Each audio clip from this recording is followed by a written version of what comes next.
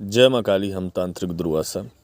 ध्यान से देखें, इस वीडियो को पूरा देखें ताकि समझ आए। आज बताएंगे हम जो तांत्रिक लोग अपने कुछ पैसों की भूख पूरी करने के लिए दूसरे परिवारों पर एक ऐसा प्रयोग कर देते हैं जिससे कि वह ज़िंदगी भर जूझते रहते हैं। आज उसी के बारे में, उसी के संदर्भ में ही हम बात करेंगे। इतना तंत्र सीखने के बाद भी व्यक्ति सुधर नहीं पाता, कोई अच्छा काम नहीं कर पाता और वह लग जाता है पैसा कमाने में। और ऐसे ही कुछ परिवारों की दुर्दशा तांत्रिकों ने पहले से ही करते आए हैं और आजकल तो बहुत ही ज़्यादा हो गई है। प्रेत समस्या की बाधा, घर में कले कलेश, ये तो नॉर्मली ही तांत्रिक प्रयोग करते रहते हैं, लेकिन कई बार ऐसा भयंकर प्रयोग भी कर देते हैं। लाखों रुपए लेते हैं और भयंकर प्रयोग जब करते हैं तो सामने वाले की ज़िंदगी हमेशा के लिए तबाह हो जाती है, क्योंकि उसको तंत्र में कुछ ऐसे प्रयोग हैं, अगर सही गुरु ना मिले, कोई ऐसा तांत्रिक ना मिले तो वह ठीक नहीं हो पाता है। और उसमें हो सकता है कि आपको तांत्रिक मिल गया तो 5 साल बाद कहीं ना कहीं मिले, 10 साल बाद मिल जाए, हो सकता है साल बाद मिल जाए, हो सकता है मिले ही ना। तो मेरी बात को आप समझ रहे होंगे जो मैं बोल रहा हूँ, ठीक है।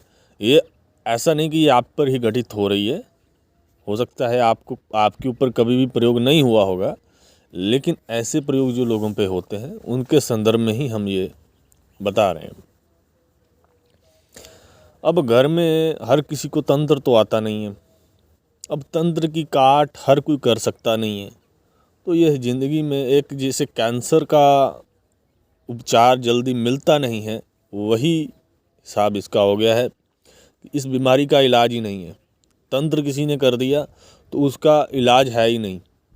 कहीं भी चले जाओ, पैसे दे दो, काम होता नहीं है। कुछ जहाँ तक कुछ दिन के लिए वह शक्ति को शांत कर देते हैं, तो शांत अवस्था में ऐसा लगता है कि शायद ठीक हो गए, लेकिन 10 दिन बाद वही से ही वो जो पहले हो रहा होता है वही शुरू हो जाता है।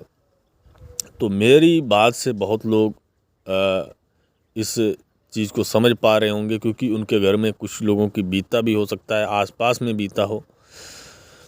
ये बस में नहीं रहती है, क्योंकि ये चीज़ें होती ही ऐसी हैं। और कुछ हमें प्रश्न भी आते हैं कि क्या महाराज ये जो लोगों पे ऊपर भूत प्रेत होते हैं, क्या ये पाखंड है या सच में है?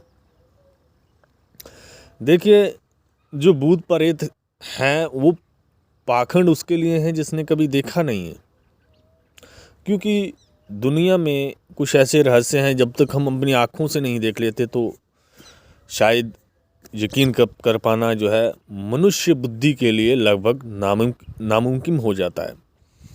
तो अब आपने हवाई जहाज़ उड़ता हुआ देखा है, लेकिन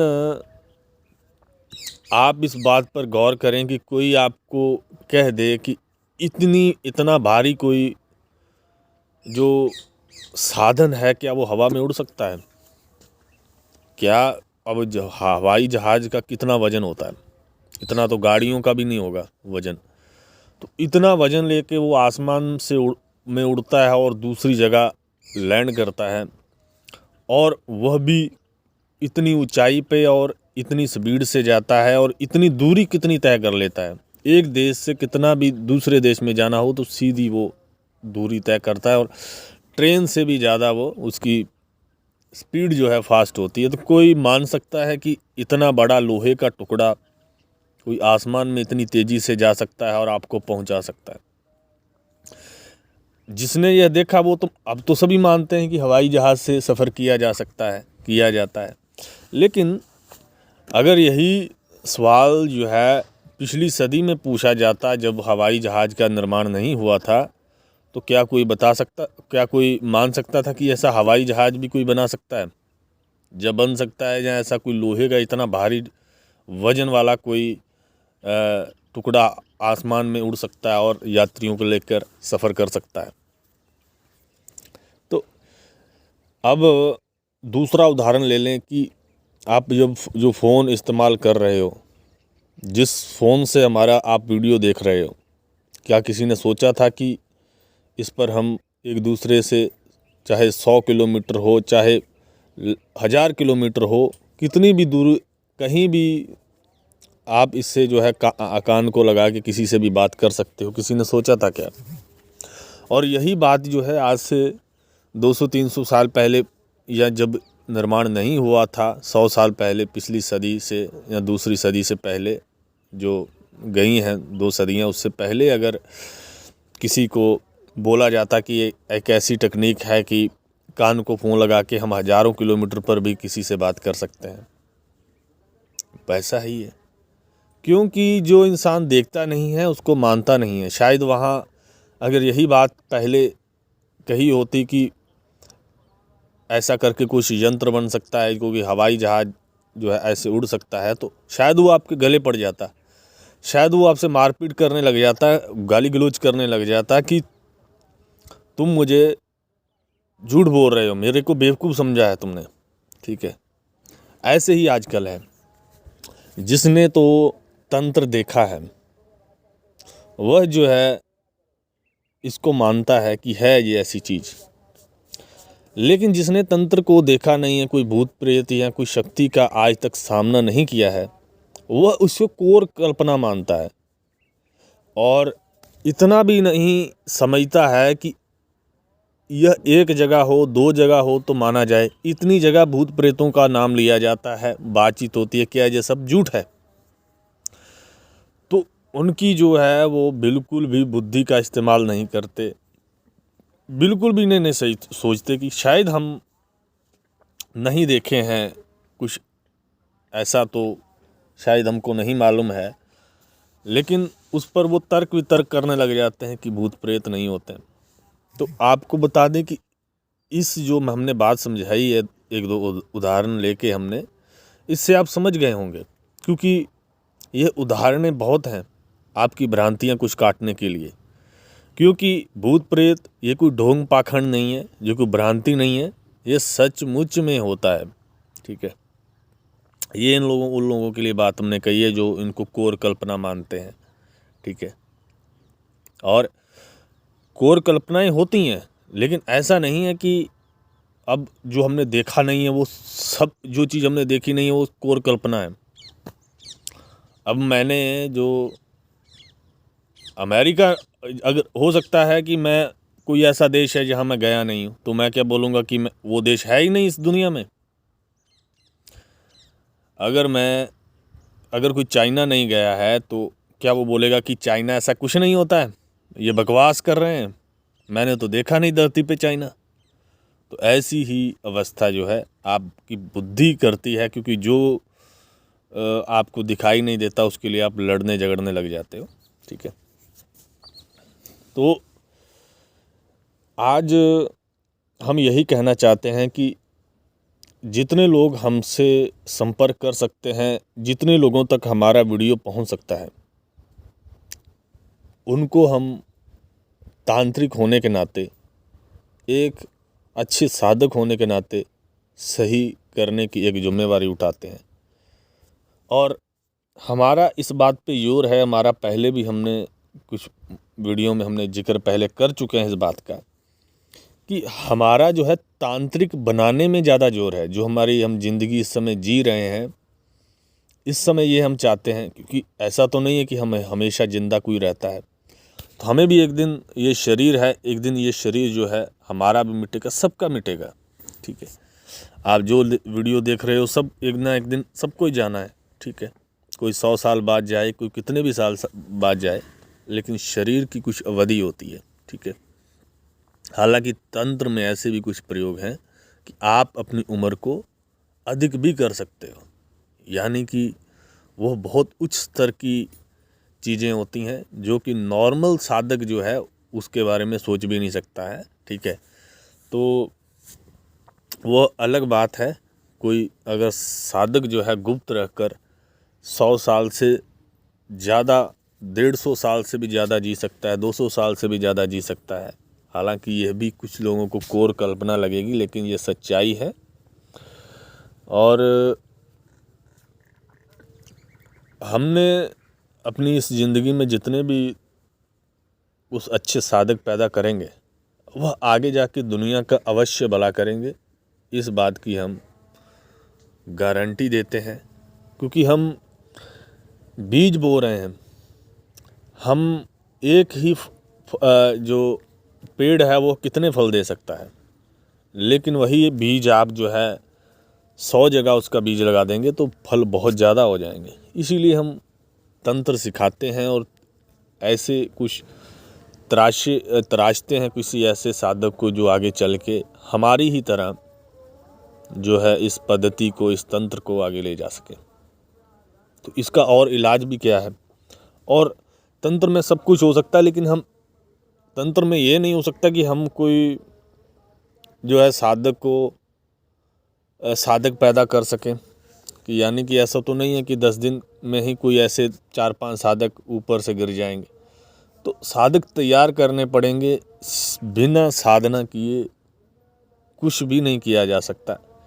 तो ऐसे साधक पैदा करेंगे जो आगे आने वाले में हमने अगर मान लो 20 साधक पैदा किए तो आगे वह भी 20 साधक पैदा करेंगे। तो ऐसे ही आगे से आगे रफ्तार पकड़ के अच्छे तांत्रिक जो है पैदा होंगे।